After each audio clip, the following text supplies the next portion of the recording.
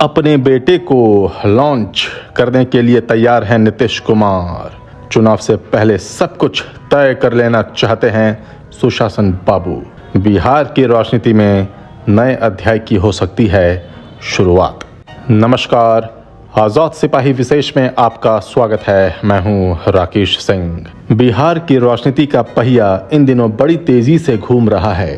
प्रधानमंत्री नरेंद्र मोदी का भागलपुर दौरा, मुख्यमंत्री नीतीश कुमार के लिए उनका लाडला संबोधन, फिर जेपी नड्डा का बंद कमरे में नीतीश से बातचीत और बाद में कैबिनेट विस्तार में भाजपा के 7 विधायकों को जगह दिए जाने के बाद यह चर्चा आम हो चली है कि नीतीश कुमार विधानसभा चुनाव से पहले सब कुछ सेट कर लेना चाहते हैं।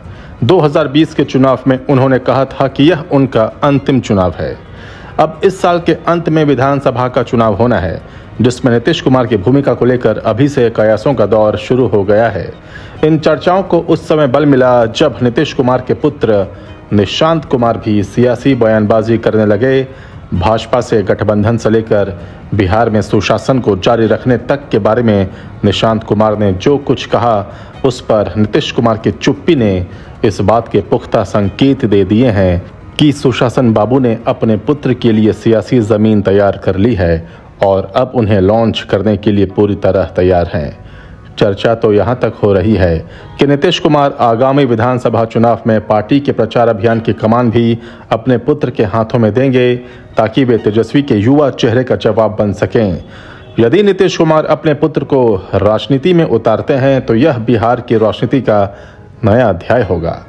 क्या है नीतीश कुमार की पूरी योजना और निशांत कुमार की सियासत में लॉन्चिंग का क्या हो सकता है असर, बता रहे हैं आजाद सिपाही के विशेष संवाददाता राकेश सिंह। बिहार के मुख्यमंत्री नीतीश कुमार के बेटे निशांत कुमार लगातार अपने बयानों से यह संकेत दे रहे हैं कि वे बिहार की सक्रिय राजनीति में उतरने को तैयार हैं। निशांत कुमार के बयानों पर नीतीश कुमार की चुप्पी भी यही संकेत दे रही है कि बिहार के मुख्यमंत्री अपनी राजनीतिक विरासत और अपनी party JDU Janata Dal United दोनों को अपने बेटे के हाथ में सौंपने की तैयारी कर रहे हैं। नीतीश कुमार की चुप्पी और निशांत कुमार के बयानों के कई मतलब और मायने भले ही निकाले जा रहे हों, लेकिन राजनीति को सही ढंग से समझने वाला कोई भी जानकार यह बता सकता है कि पिता पुत्र के मन में क्या चल रहा है। नीतीश कुमार शुरू से ही परिवारवाद की राजनीति के खिलाफ रहे हैं। कई बार तो वह सार्वजनिक मंच से परिवारवाद की राजनीति करने के लिए लालू यादव पर निशाना साध चुके हैं।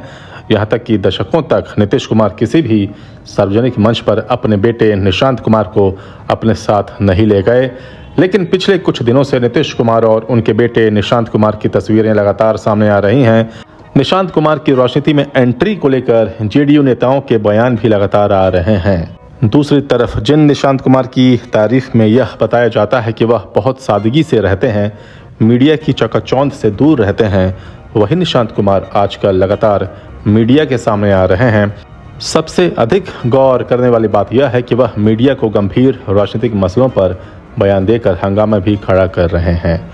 एक पल के लिए यह माना जा सकता है कि अपने पिता को फिर से बिहार का मुख्यमंत्री बनाने के लिए वह बिहार के मतदाताओं से अपील कर रहे हैं, लेकिन एनडीए गठबंधन को लेकर भी उनका बोलना यह दर्शाता है कि नीतीश कुमार उन्हें राजनीति में उतारने का फैसला कर चुके हैं।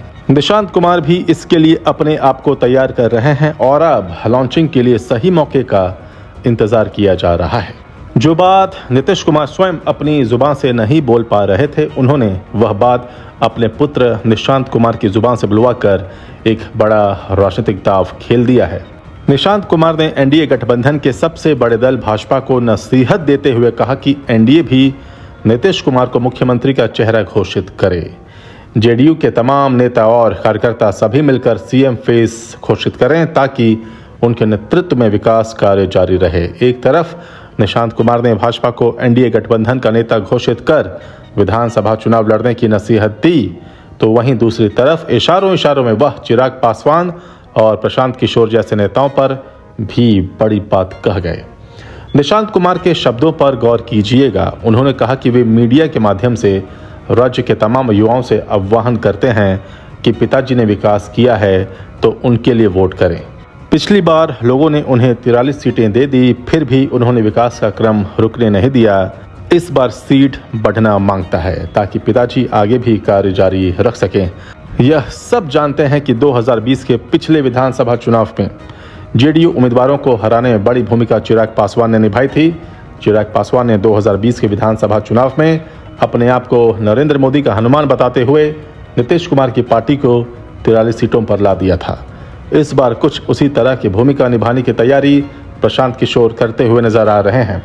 निशांत कुमार जिस नपे तुले शब्दों के साथ सधे हुए अंदाज में बयान दे रहे हैं, उससे यह साफ साफ नजर आ रहा है कि एक एक शब्द का चयन बहुत सावधानी से किया गया है। इसका सीधा मतलब यही निकलता है कि कितने बड़े पैमाने पर तैयारी की जा रही है।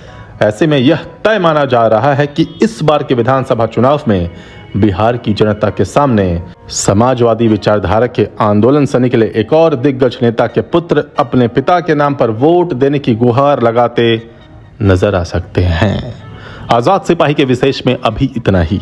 आप हमारे इस YouTube चैनल को जरूर सब्सक्राइब करें और भी अधिक जानकारी के लिए पढ़ते रहिए अपना लोकप्रिय दैनिक अखबार आजाद सिपाही। धन्यवाद।